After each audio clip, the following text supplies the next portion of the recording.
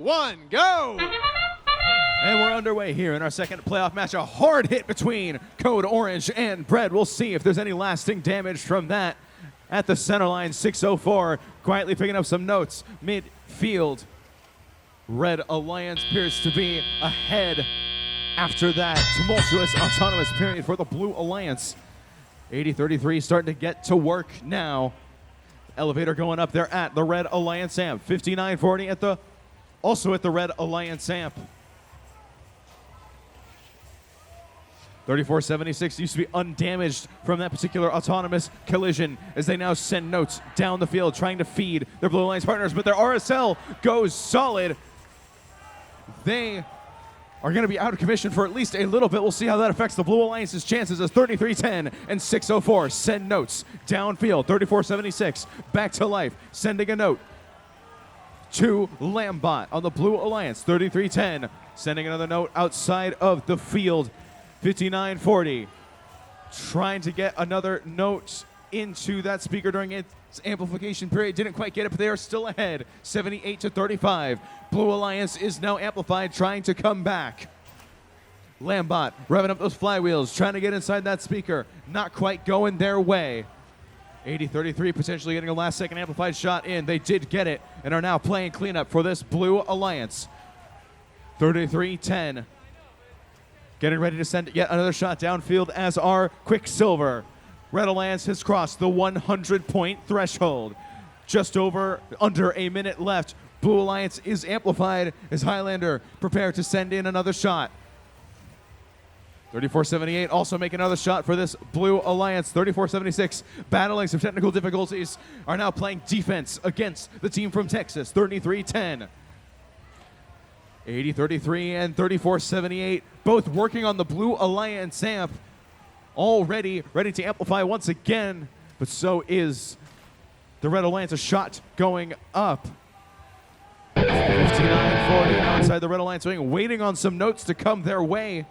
But 33-10 is going to go climb, and 604 has to face the defense from 34-76. 604 taking a note from the slot and coming back towards the Red Alliance side, shooting in one unamplified shot.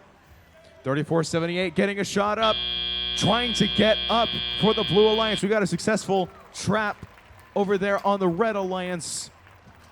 We'll have your official results in just a moment.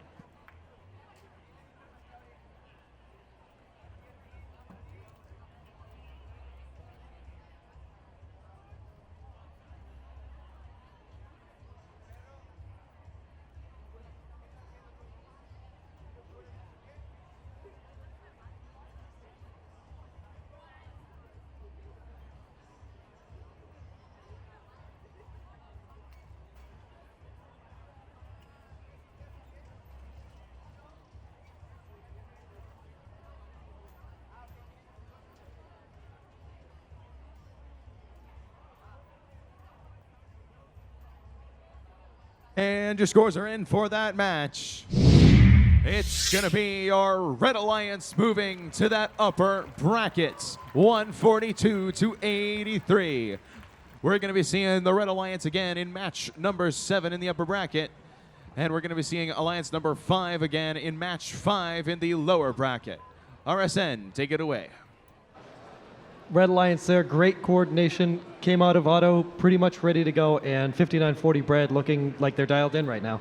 I mean, they were so quick at playing that cleanup robot role that with two very good passing robots, 604 and 3310, they were out of rings at least twice during that match. So just really showing how strong that alliance is. I mean, 142 points. I know it's not 171, but 142 points is pretty good for a crescendo match. And I think we're going to see more out of this 5 seed in the lower bracket because they had serious connection issues, 34-76 popping in and out, and that can really disrupt you when one of your primary passers is stopped. We know that that can really slow down your entire cycle because you can't do anything without notes, and their front zone robot had to come back and try to take notes from the other team's front zone, and that's just a huge cycle that you add, unable to get any points up on the board during that. Yeah, really hard to coordinate when you have to be doing things like that. But let's go and look at our playoff match 3, which I am so excited about.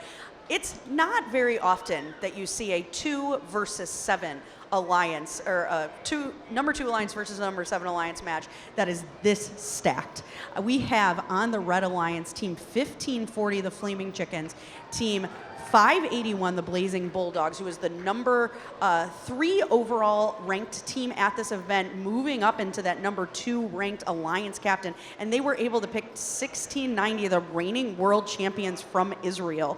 And so you look at this alliance and you think, there's absolutely no way this alliance is going to lose this match. But until you look at the blue side of the field. On the other side of the bracket, the number 7 alliance captain, Bare Metal, first seed at Pacific Northwest District Championship, won 3 district events. They just got to pick up a little team that we like to call Citrus. 1678 available for them there. A great finishing robot. We've seen it throughout. Valor also on that alliance, able to pass all throughout this tournament. We're expecting to see some really high scores. Maybe there'll be so much disruption that these alliances will really impact how the other is able to do it. Let's go down to the field for introductions. Match 3 of playoffs.